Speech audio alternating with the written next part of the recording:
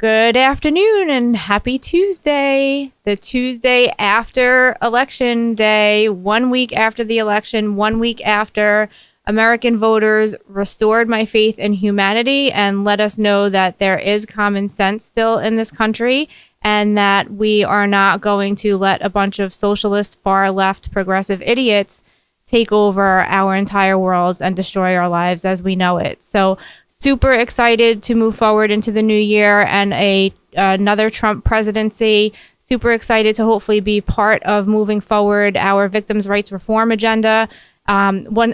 For those of you who don't know me, I am Jennifer Harrison. I am the founder of Victims' Rights New York. I am also the executive director of the Victims' Rights Reform Council. This is Harrison Hits Back, my podcast, and we are here every Tuesday from 2 to 3 p.m. live streamed. Super excited today, too, because we have two very special guests. Our first guest is Hank Sheinkopf. He's a Democrat strategist and publicist in New York City. He's been around for a very long time. He knows everyone and everything about politics, especially in New York and New York City and what it takes to win. And I think he's a little upset with the Democrats right now. I think he's been upset with them for a long time, as a lot of us have been. And then my second guest will be Tara Reade, who is a former Joe Biden staffer who accused him of sexual assault in 1993, came forward. She was just abused by the system that was supposed to protect her. So let's get started with Hank. Hank, thank you so much for joining us today. Thank you very much for inviting me. I'm very happy to be here with you.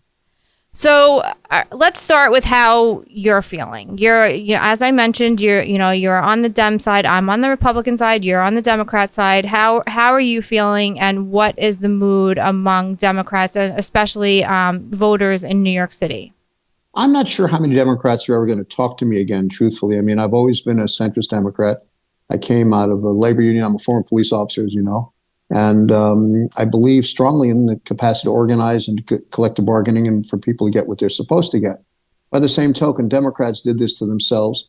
They're no longer the party of working people. They're the party of the elites from Los Angeles and New York City, the people who put up the cash. In Washington, they don't relate to people who work for a living, whether they are white, black, or Latin. I don't like the term Latinx, and I don't like the word Latin. People who come from countries where they speak Spanish originally, who have made a stake in this country, very hard to get what they have and are very industrious. The Democrats have turned their backs on those people. And one of the reasons is that organized labor just doesn't have the clout it used to have, and it can't tell people what to do except they can write checks. And the public sector portion of organized labor, non-police and non-law enforcement, is having a lot to say about how the Democratic Party goes, and that, frankly, does not look good for the future. Yeah, I think Americans have just said that they've had enough. And, for Trump to get 30% in New York City is just unbelievable. But right. I think the rest of the country also sent a very clear message that they do not want their states and their cities to become New York or San Francisco or Chicago, and that they've had really enough of the far left. My question to you is, do you think that the Democrats are ready to stand up to the far left fringe groups in their party, the socialists? I mean, they actually call themselves the DSA, the Democrat Socialists of America. Do you think that Democrats and leadership are ready to stand up to these people and say, you know what, we've had enough. You've destroyed our chances of winning. Sure. You're destroying our country. You don't represent the working class and who we normally represent. Sure. And we are no longer going to fund your campaigns, and we are no longer going to carry your petitions. Are they there yet? They're not there yet. Look, I've worked in 44 American states and 16 non-U.S. locales, continental U.S. locales, doing campaigns. I was an ad maker for Bill Clinton, the early part of that campaign in 1996. I cut the first ads that had cops in them talking about the crime bill. And I remember very clearly what happened in 1980 to the country. So I think the benchmarks are 80 and 96. Why? Or 92 even. 80 people said, look, we've had enough. We don't want chaos. We're tired of seeing America kicked around. We don't want the chaos in the streets. We're tired of the inflation. We're tired of the mismanagement. They dumped Jimmy Carter. They voted for Ronald Reagan. And it was morning in America for all intents and purposes. They made that decision. In 1992, people said, wait a second. We want a Democrat who can do something about the economy, who's serious, who's down the middle, who appears to be a centrist. They voted for Bill Clinton. Double-digit inflation stopped. It was the first time in I don't know how many years that we were no longer a debtor nation, and that we had real power on the world. Now, whether or not that is the future is yet to be determined. Can Donald Trump undo a system that's been in place? And can he tell what I call the political industrial complex that it's time for them to change their behavior? Or will the Democrats do what they tend to do, which is to complain about Trump rather than saying, we have to unify behind the president for the time being, find ways to disagree with him and stop complaining? But they won't do that. They'll continue complaining. They'll continue to break up the electorate into pieces rather than viewing it as a whole. And they'll talk about fringe issues that most people don't care about, and are the reasons why the Democrats were so roundly rejected. I mean, it's just astounding that, you have to wonder when they're actually going to get it and say enough is enough and come back to the middle, which everybody needs to do. You and I talk occasionally. I think the last conversation that we had briefly was around October 7th. Everybody was, Sure. I think that kind of was like the straw that broke the camel's back for a lot of people. I've been warning that, there's a depraved indifference towards human life sweeping across the Democrats because of this fringe group, and nobody stood up to them. Nobody's willing to stand up to them and say, like I mentioned before, we're not carrying your petitions, we're not funding your campaigns. Sure. And unfortunately, this philosophy that they have is just, sweeping across every one of their policies. I mean, they really have no regard for human life whatsoever. And we saw that on October 7th. And, instead of, anybody waking up and saying, okay, this was a complete massacre. These are the policies that created it or enabled it or emboldened these terrorists and murderers and rapists. Maybe we have to change course. They took Biden out. They put Kamala Harris in, and she is the poster child for all of the policies and everything that's wrong with America, everything that happened on October 7th. Do you think that they made a mistake by taking Biden out and putting her in? Well, Biden should have taken himself out a year before when he first came into office and said, I'm doing this, and allowed a primary to occur among Democrats so that there would have been more unity. Frankly, she might have been the nominee anyway, but he was then cooed by elites within the Democratic Party, and average people figured that out. They didn't like it, and they didn't like being told what to do. As far as October 7th goes and DSA, a DSA primarily punks. I said to one kid who's a young man who's a member of the DSA and very proud of his position, he's in the assembly. I said, you're a punk. You've never organized anybody. I did. You've never organized a labor union. I helped do that time and time again. You've never put yourself at risk for anything that's important. You expect to be taken care of by everyone, and you've never put a callus on your hand doing any work. I said, I have. What have you done? The point is they've done nothing. They've had an easy ride. This country has been extraordinarily good to these children, and they have some nerve to somehow assume that the free ride will continue. If it was up to me, we'd have everybody do public service of some kind requirement. I would cut aid to colleges from the federal government for research where there is violence against Jews or anyone else. Impossibly I wouldn't tolerate it. And I don't understand why this is going on. And as to if anything happens to that little country called Israel, the West will be in deep, deep trouble because Iran is not fooling around, and that's the enemy. They intend to destroy the United States of America, and maybe Trump is the only way this can be stopped. You see, if you look at Iran history, the first mistake was 53, the Mossadegh coup, which Eisenhower did wrong. The next mistake was Carter failing to deal with the Iranians and saying, give us back our people or we're going to blow up Tehran tomorrow morning. Next mistake is Reagan after the murder of our decent, hardworking, very brave soldiers in Beirut by Hezbollah. Instead of telling Tehran, we're going to blow you up today, he let our guys go home. Next idiot, frankly, was Bush II, who destroyed the Iraqi army rather than allowing them to take out the Iranians. And the worst of all was Barack Obama, who effectively invited a criminal terrorist nation into the world councils, which is the mistake you don't do. And by that, we've suffered ever since, and it's continued. Today, the Israelis are doing the work of the Americans. The question is, how long can they continue to do it without significant American aid? That's just a fact of life. And the tragedy is the Arabs who are living in Gaza, which frankly that occupation ended in 2005, thanks to George Bush, and that was George Bush 1, and he was probably correct. What they're paying the price for America's failed foreign policy, which should have been a take on Iran from day one.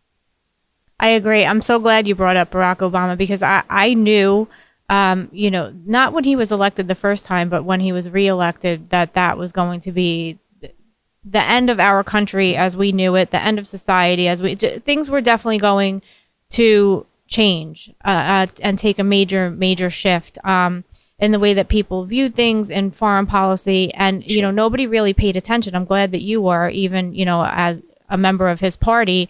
And, I told my parents even that our country will never be the same. And unfortunately, that's when we started negotiating with terrorists. You can't negotiate with people who want to kill you.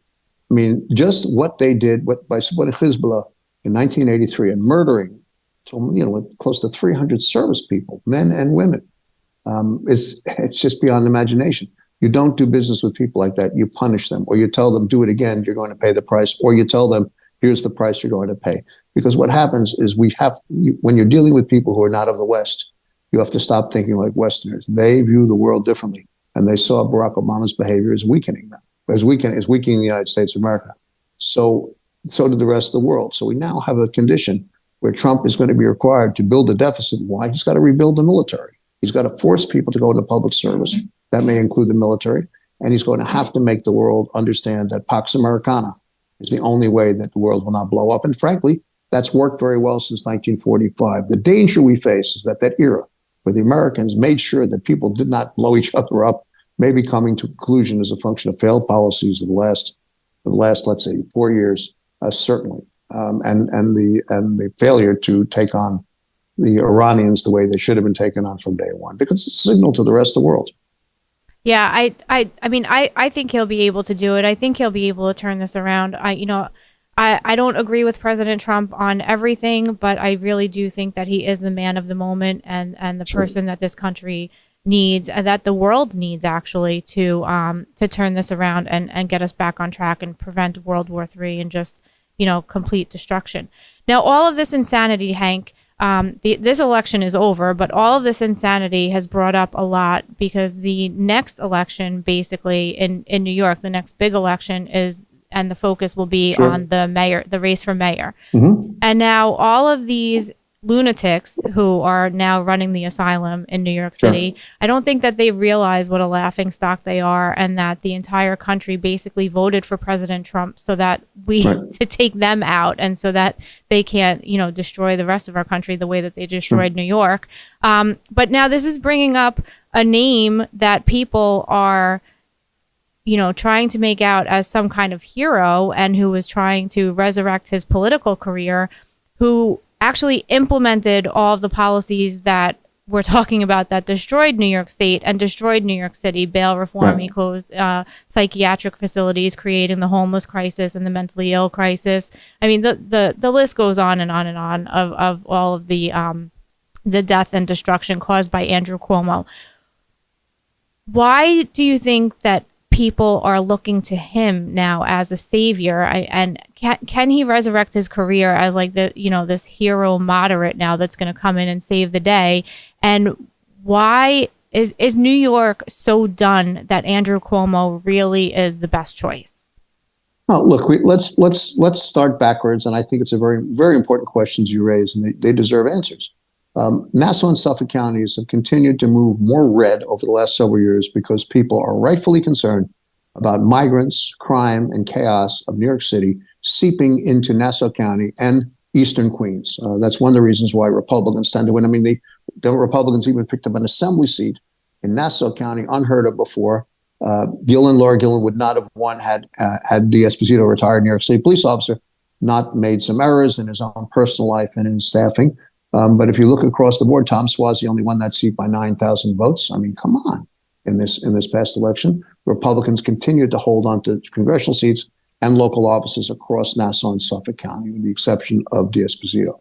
That being said, everybody's watching what happens in New York City because of the fear that this will spill over into suburban communities where people have built lives separate and apart from the chaos of New York City. Is Andrew Cuomo the answer?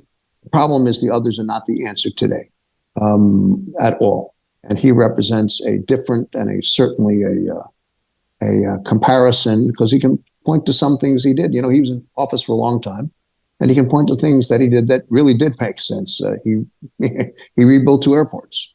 He opened the Second Avenue subway. He put, against and great opposition, he put 750 MTA cops into the New York City subway system. He rebuilt now called the Mario Cuomo Bridge. He delivered 11 on-time budgets. These are not insignificant events, and he took on the legislature, who's gunning for him every day on the left. Well, let's talk about that for a second, because the 2019 budget only came on time because he refused to sign a budget without bail reform in it. And now, as he's trying to resurrect his career, he blames the far left progressives and said that they kind of hijacked it, that he didn't intend for bail reform to be implemented the way that it was rolled out, with the language and include violent offenses to be, now non-bail eligible, and for these offenders and hardened criminals and monsters to be, released. But how is Andrew Cuomo going to control the far left progressives that control the city council if he couldn't even contain them and keep control of something that was really his own baby, that bail reform? He took ownership of that. So how is he going to work with and control the city council, as crazy as they are, if he couldn't control the New York State legislature when it came to bail reform? I think that's a very important question, and the answer is who knows, because they're uncontrollable. Eric Adams, certainly a moderate, can't control them. No one can control them. The only good news about the New York City Council is they got smacked around on this past election because 4 ballot initiatives that they opposed, even using public money through member mailings, which are paid for by tax dollars, to take a partisan position on those 4 initiatives, which benefited the mayor, but the mayor won all 4 of them. So pretty significant. Andrew Cuomo in this election may wind up being the most stable of the candidates. And if he comes up with a reform platform that talks about restoring order in the streets, budgeting that makes sense, getting rid of the chaos, and restoring some integrity in government, he has a reasonable shot to win. When you look at the groupings that are coming up, I mean, it is left, and a wounded Eric Adams. Now, the question about Eric Adams is somewhat different as well. A retired New York City police captain, somebody who's elected to restore order to the city, frankly, and who's going to be facing a trial. Now, will the Trump Justice Department continue the case? Will that case disappear? Will he be able to move forward? These are all questions we don't know. But absent that, Andrew Cuomo remains the front runner. Well, Andrew Cuomo might also be facing charges for lying to Congress, which, finally, I don't know if you're aware of my involvement with the nursing home scandal. Unfortunately, 2 of my family members died 2 days apart in the same facility because of Andrew Cuomo's directive. And, so I've been very involved in that movement for accountability. And, finally, the only accountability that we might get is, everybody knowing that he's lying and lied to Congress. So do you think that will have any effect on his campaign? Absolutely. That is a perfect negative campaign ad that could be used against him. But again, there are too many imponderables. We just don't know where this is all going to go. If he is the only choice that appears to be a centrist in a race against lefties, it is more likely that he will have an opportunity to win. And even if he is held in contempt of Congress by a Republican Congress, frankly, that may benefit him in heavily Democratic New York City. Interesting world we live in. I'm just, I don't know if you know this either, but I recently moved to Florida. I had to. I couldn't afford to live on Long Island and pay $3,400 to $3,700 a month rent by myself because of the, all of the illegals that were coming into my community that nobody ever talked about or raised awareness, even though I begged. Raising the prices, renting rooms for $900 to $1,300 a month, and then, putting 3 or 4 people in a room and driving hardworking, even 2-income families out of it. Yeah. It's disgusting. So I'm in Florida, and a very, very smart man once told me when I was fighting to stay in New York, he said, Jen, there's a whole other free world out there. You just have to go live in it. And, I'm finally seeing that as I'm here. But, my heart is always with New York and with New Yorkers. And I'll always be a fighter through and through. And I'm never going to give up on my home. But it's just so sad to watch when Andrew Cuomo is really like the best option that New Yorkers think. It just makes me sick to my stomach. And understandable. Look, New York represents that which is great among us. How is that so? Immigrants, opportunity, the place where Italians became Americans, where Jews became Americans, where Latinos, I hate that word, but people from Spanish-speaking countries have arrived to become Americans. They're industrious. They're rebuilding parts of Long Island. Eastern Long Island Its commerce has a lot to do with people from El Salvador, Honduras, Guatemala, who are building stores, building communities, working hard. Long Island and New York have given everybody that opportunity. The problem is New York City's turned into something else, and we need the kind of leadership that can somehow get it to be less dependent upon public assistance and more dependent on personal activity. I agree wholeheartedly. Sorry. I, as a victim's advocate, I was actually working with a rape victim, in my community that I lived in. She was here illegally from Guatemala. She was raped in broad daylight in her house. 2 teenagers, gang members, entered her home at 3:00 in the afternoon, brutally raped and stabbed her, and then went to look for her 4-year-old daughter, who thankfully was hiding in a good enough hiding spot that they couldn't find her.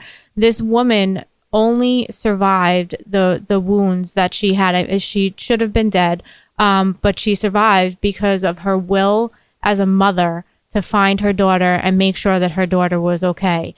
And because these are teenagers, they're basically getting away with it. And she actually feels so, so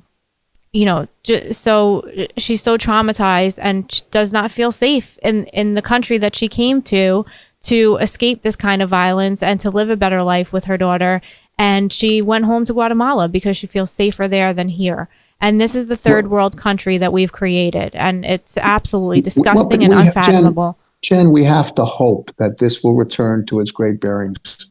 The most extraordinary country in the history of the world, where more people have eaten more regularly than any other time in history, that the richest nation in the world, the most powerful nation in the world, the most armed nation in the world, the nation where in God we trust. And part of what's happened here is that we used to be the most religious country in the world. We've lost that sense of religion and community. Maybe Donald Trump and maybe this era, what Democrats and Republicans should be saying is not let's bury the hatchet, but let's leave the hatchet alone and see what happens. That would be the American thing to do, to stand together to try to rebuild what we've lost without blaming each other, and to come up with solutions like Bill Clinton did. And Newt Gingrich was able to work with Clinton for a reason. Do you think that's possible, though, after all of the damage that's been done and all of the division that's been created? I mean, they went after him, Hank. And you can say, you've been in New York a long time. You could say what you want about Donald Trump. A lot of people have different things to say about him, some good, some bad.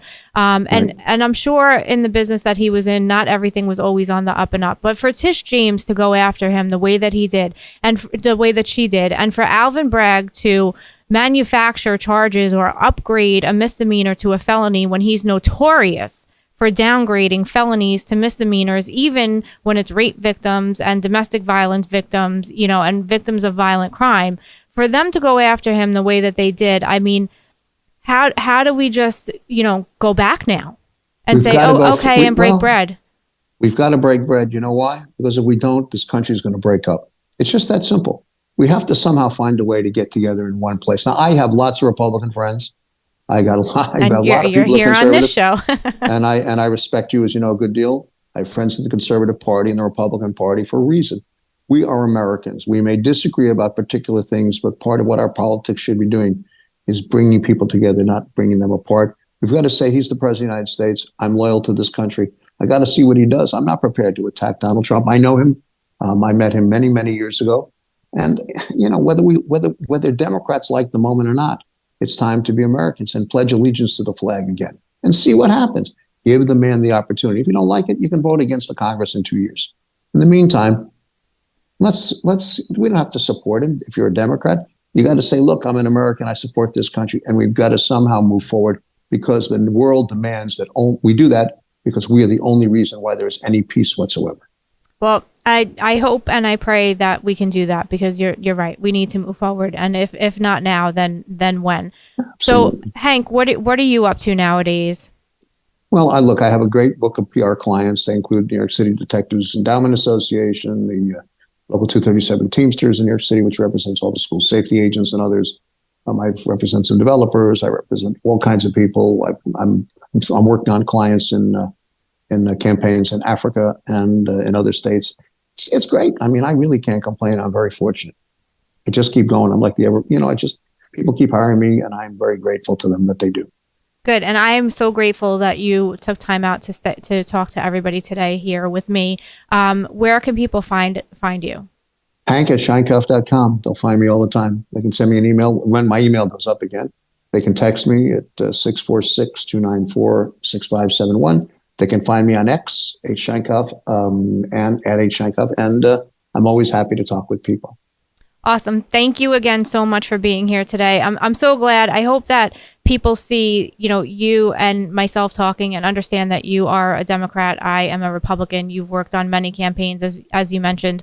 I've been very supportive of many Republican campaigns. Sure. And if we can sit here and talk and have a normal conversation and respect each other and be friends, then so can everybody else. So hopefully that's where our country comes back to. Hopefully everybody comes back to the middle, takes a deep breath, and we can restore peace and prosperity and be the greatest country in the world again. God bless the United States of America, because without it, where would all of us be? I'm grateful for your time, and I'm grateful that you invite me onto your show.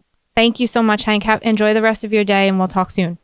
I hope so. Be well, Jen. Thank you. Thank you. And I want to thank Hank tremendously. I really meant what I said. If we can sit here and talk about these tough issues, then so can everybody else. It's time to be family again. It's time to be friends again, and time to move our country forward. And I also would like to thank our sponsors for making this show possible, the National Association of Bail Agents, who are a crucial part of keeping people safe and the criminal justice system. They're also a crucial part for the accused, because everybody is innocent before proven guilty. So they have a secure way of getting people home to their families to prepare for their defense, for their trial, but making sure that they do not hurt anybody again, which obviously is very close to my heart as a victim's advocate. So thank you very much to the National Association of Bail Agents, also the Victims' Rights Reform Council, and for Lenore at Real Estate. Super excited to have my next guest on. A very good friend of mine. We became close over the past couple of years, and I'm so glad that we connected. What she's been through is just completely devastating. Nobody should ever have to go through this, especially a victim of, a sexual assault like as she experienced. I'll let her tell her story, but thank you so much for joining us. Tara Reade is here with us tonight from Russia, I believe. I'm not sure if she's back yet or in the United States. She had to flee to Russia. She is a RT contributor, an author, and a former staffer of Joe Biden. Tara, thank you so much for joining us tonight. Hey, thanks for having me. My cat apparently heard your voice and became very excited and also wanted to join. I'm sure everybody so if will. Everyone sees Ben wants to be part of it. Hi, Ben. Ben. Welcome to you too. I'm actually in Moscow, Russia now. Yes, I am here under political asylum. And I was informed that if Harris won, that there were possible indictments against me. Now that Donald Trump has won, I'm not sure, but those indictments came from the Biden-Harris regime, because the latest ones are because I work for Russia Today, and Americans. It's now outlawed by executive order for Americans to work for RT. And RT had been a longtime media in the United States. They've won awards in the U.S., Emmys, for their documentaries, for other things, for their reporting. And Larry King had a show on RT. So it's not like William Shatner was on RT. So I was on RT once or twice. Yeah. So now Americans are not allowed. So this is under the Biden regime, Biden-Harris, like that censorship. And so anyway, I was kind of going backwards there in time. But originally, though, of course, the reason why the DOJ was weaponized against me is because I was speaking out against Joe Biden. What he did to me when I was his staffer in 1993, when he was a senator, and he sexually assaulted me. And then when I came forward about it in 2019 and 2020, and then, of course, I also talked about his corruption and, other things about Joe Biden. And because of my outspokenness, the DOJ and FBI, weaponized by him, really came after me, as well as his campaign. So it's been tough. You've talked to me through a lot of it. But I started getting death threats. It started getting really terrible, and I ended up here in Moscow, Russia. So that's how bad it was. Yeah, I mean, I can't believe that you feel safer there than you do here. As many other victims, I just mentioned in our last segment that there are women that are here illegally that have been victimized and have gone back home to their countries that they fled and sought refuge here because of the violence there. And now they feel safer there than they do here. And I'm so sad that you feel safer in Russia than you do here. But I'm also glad that you found that safe space and hopefully can come home soon, come January without fear of repercussion. I'm glad that you brought up Larry King, too, because you didn't only come out in 2019 and 2020. You actually had told people about this when it happened. Your mother actually called into Larry King, which there are recordings of. Your story is definitely corroborated, even by your ex-husband, who you really didn't have a good relationship with. And there's a transcript of him testifying through your divorce proceedings that, that this happened to you. And but still, they came after you. And they came after you in such a way that you really couldn't come back from. I'm even amazed that you survived. And they did this all while they printed your social security number in the New York Times, went after your career, prevented you from being able to support yourself or your daughter. And they did this at a time when they were also elevating other victims like Christine Blasey Ford, because she came out against the Republican and a Trump appointee. So she had a whole entire PR machine standing by her and got a Senate hearing while you had an entire PR machine against you. And, as a victim trying to navigate this whole process, I cannot even imagine. And not only was this PR machine, part of the Democrat machine, but they were also part of the Me Too machine. Yeah. Right. And Me Too was just reduced to a hashtag. I mean, it really didn't mean anything. It's like most of the things that Democrats, the neoliberals, get behind, they're basically just, it's very cynical. It's very thought out that they just want a certain voter, type or whatever. And then they go for that demographic. And for a while they were doing the Me Too crowd. But then as soon as a Democrat's accused, of course, they run for the hills. The Cuomo, as you know, the people that came forward about Cuomo, the Time's Up, people that were supposed to be for, protecting women's rights and getting legal help for women, they actually were trashing the Cuomo survivors and me. And eventually Time's Up had to be dismantled because they got caught in the corruption. So that's Anita Dunn and Roberta Kaplan. But then Roberta Kaplan went on to represent one of Trump's accusers. So I don't know. It's just a very dark time in our history right now, I think, for any kind of person who survived a sexual assault from a powerful person, I would say. Yeah. And, I can't believe that at the time that you're coming forward, as brave as that was, and I'm so proud of you, and I'm so proud of you for how you've remained in this fight and fought every battle, and you have not backed down or given up, not once. You're still fighting back to this day, and we'll get into that in a minute. But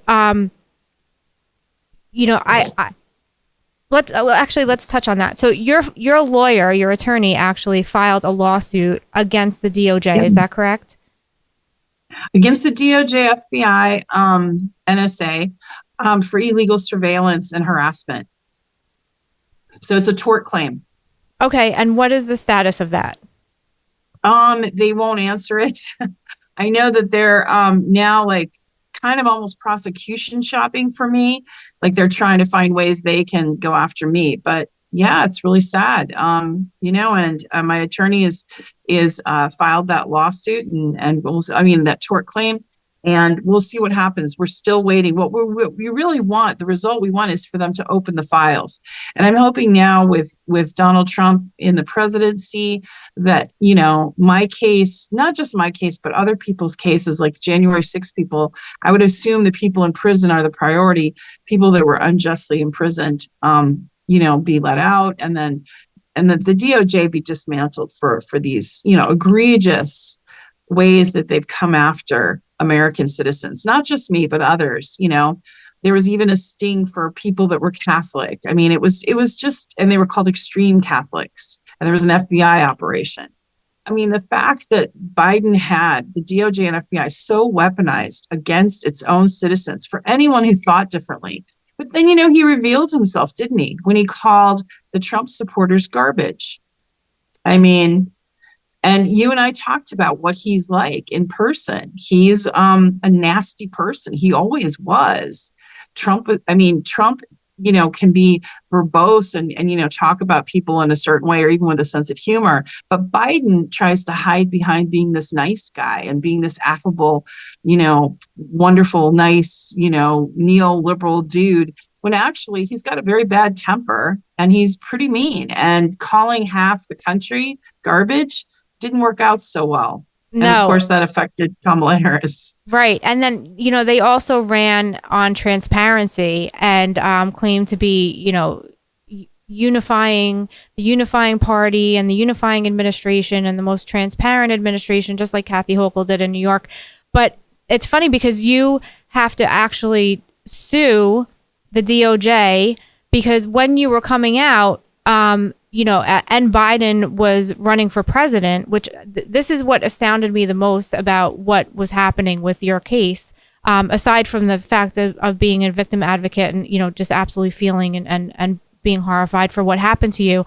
Biden actually had his 47 years of taxpayer-funded documents sealed in the University of Delaware and under complete private protection until 2 years after he comes out of office or public service. So here's a man that's running for president, right? President of the United States, who has a record in public office of 47 years, and we were not allowed to see any of that, even though we paid for it, and even though there was what should have been a criminal investigation going on of very, very serious charges, sexual assault charges, and it was all covered up. Oh, yeah. I mean, it's still sealed. And there was a project that tried to sue to have it open, to have it unsealed, because there's other files too, not just my file, because I had filed a complaint with the Senate. So that's what you're talking about. It was sealed. So they believe it's sealed in the University of Delaware. And no, they wouldn't open it up. And in fact, the Senate kept refusing to open my file up. So Matt Gaetz, before I had gone to Russia, was going to try to, open my case in the Senate. But I needed to be there to do that. And I was going to be there. And then, the threats really amped up. I think it was a moment in time when I was in the most danger, was that moment of time when I first ended up having to stay in Russia. When my very life was in danger. So yeah, it was really crazy.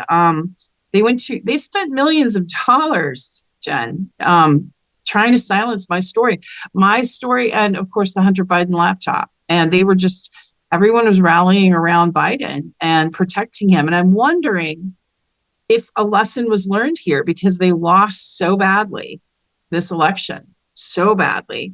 And Biden didn't do what they wanted him to do. He didn't cooperate the way they wanted him to cooperate. And so Nancy Pelosi is now going after him publicly. So it's interesting to me. I'm wondering if they've learned a lesson to not necessarily just get all behind one candidate like that. I don't know, though. Probably not. Probably won't learn. It doesn't sound like they've learned anything. I think I read today that they spent $15 million on celebrity production. They gave Oprah Winfrey $1 million for, her involvement in the campaign. Like, Oprah Winfrey needs $1 million. It's just like, they gave Beyonce $10 million to give an endorsement to Harris. That's ridiculous. She didn't even sing. No, she didn't. She didn't sing. And then when voters find out that these are paid endorsements and not just their celebrities who they think of as role models were bought and paid for. This wasn't just, out of the goodness of their heart and because they love their country. I think that they're going to feel very duped when they find this out, if they find it out, because there's probably only certain media outlets that are covering it, and then other media outlets. No, it's being covered. It's being covered. And I think that cynicism is really gotten through. I mean, because, you see it in the voting. I mean, look, as much as people do like Trump, there was a lot of people that voted for Trump because they hated the Democrats and they hate what they're doing to the country. So he was able to ride that wave really well. He was very smart because he stayed on topic, which is the economy, immigration, and also, of course, this censorship. They were getting fascist. I mean, Harris was announcing how she was going to change social media platforms. and go after X, formerly known as Twitter. So yeah, it was pretty draconian. And then what happened to me, as you know, Jen, my stuff was taken at first under sealed warrants. So the only way I knew is the former Twitter lawyer contacted me and said, hey, there's a sealed warrant. You have a sealed case against you. To this day, I don't know what the case is. Neither does my lawyer. Neither do any press or anyone. No one can get those sealed cases open. So hopefully this tort claim, we can find out what they were doing.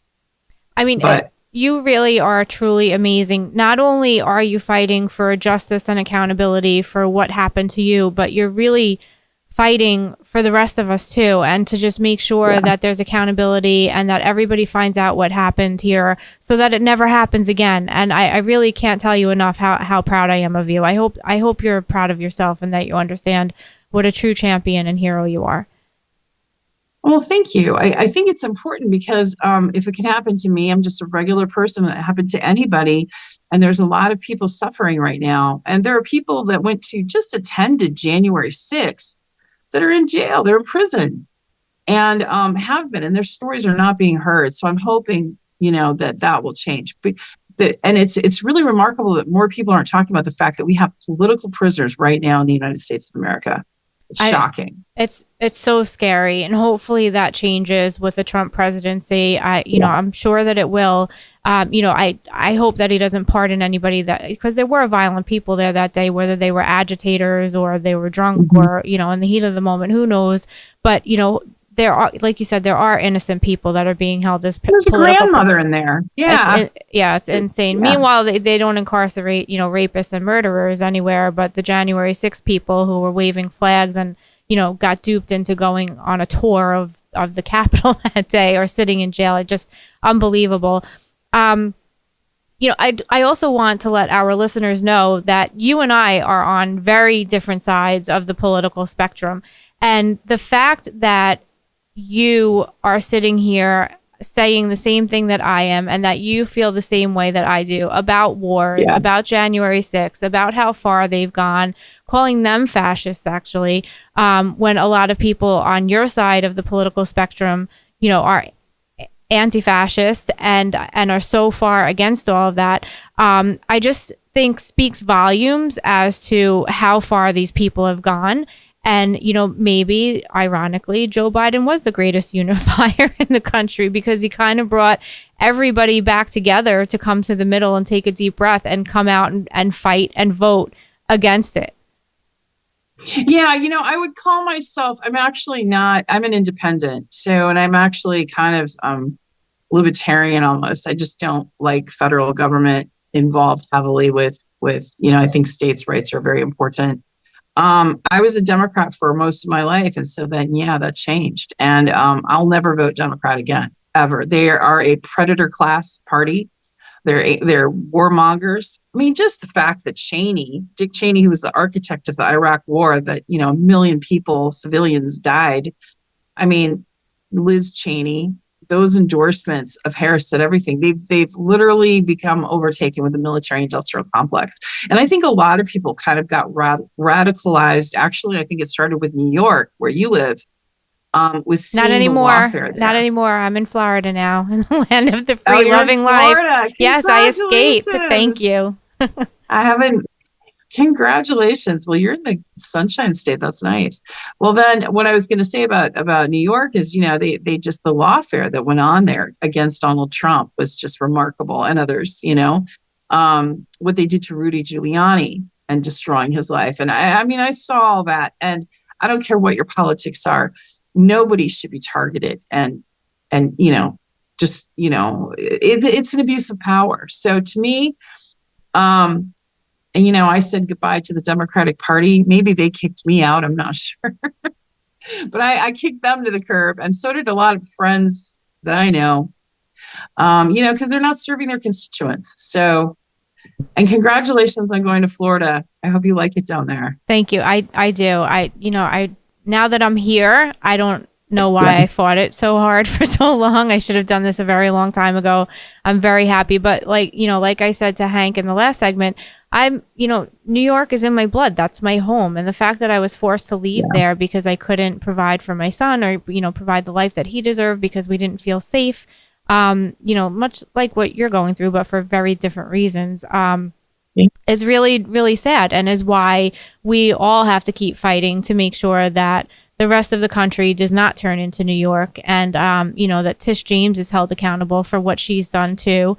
She doesn't just do this to President Trump. There are people that own businesses there that are very afraid to donate to the political candidates that they want to support because they're scared that they'll get audited or that she'll investigate into certain business practices and find something or create something and come out against them. And that's a very, very scary place to be. And that, people are making fun of you for being in Russia and calling you a Russian operative, but really, like, that's what Putin does. And now Tish James is doing it here, and and Biden and Harris and all of them. So really, I mean, I'm glad that we voted our way out of that, and I'm glad that hopefully we'll start getting our country back in January. And I'm hoping that you'll come back and that we could keep fighting for accountability for you.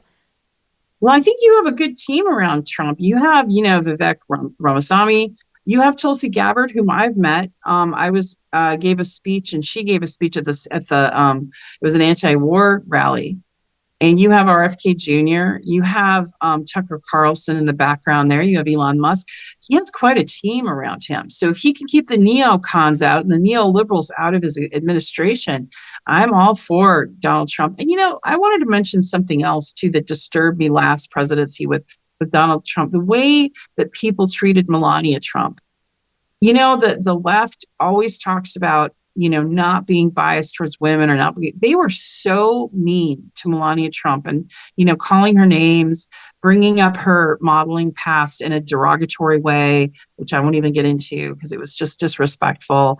And, I hope that this time she's treated, because she's a brilliant woman. She speaks 5 languages. She just wrote a book. I mean, it's really strange how the Democrats claim that they're so pro women's rights, but then when you have this very strong, intelligent woman, they try to denigrate her because she's married to Donald Trump. So it's interesting. And look at the double standard, the way that they treated her for her modeling career, but the way that everybody knows that Kamala Harris came up through her career, through relationships and nefarious activity, whatever you want to call it.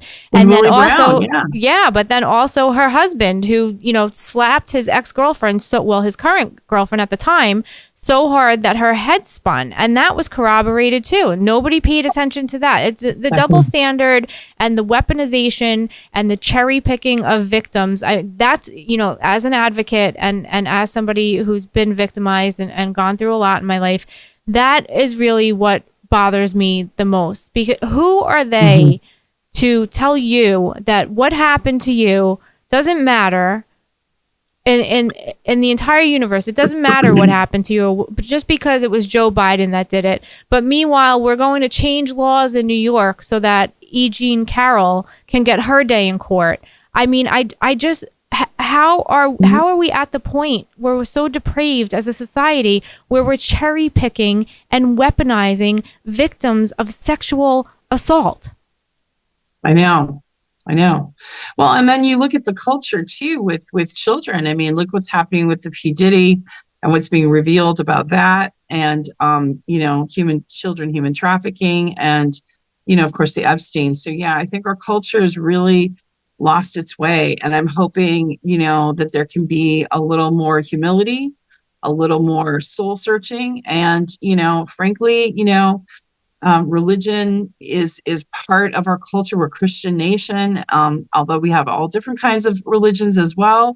But I think some sort of spiritual guidance is really helpful and necessary, I think, especially with some people, right? So hopefully we'll get closer to our path.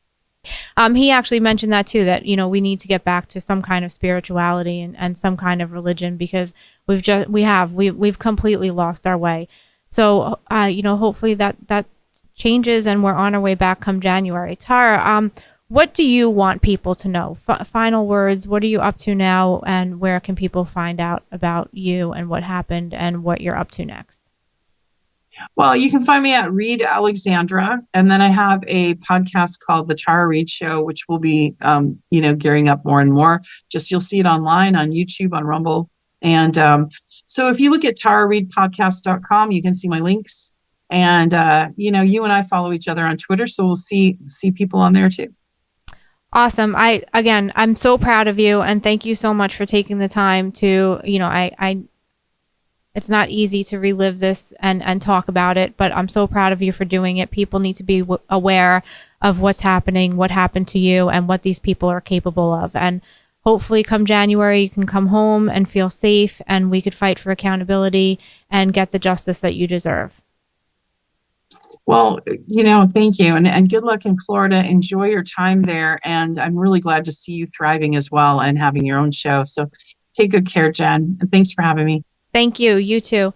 Thank you again, Tara, for sharing your story and letting people know what happened. Again, if you want to follow Tara on Twitter or go to tarareadepodcast.com, please do. It's an amazing story, horrific story, but it's something that everybody really needs to be aware of. I also want to thank all of you for joining me today. We will see you next Tuesday from 2 to 3 p.m. again on X, Rumble, Facebook, and YouTube. Harrison Hits Back.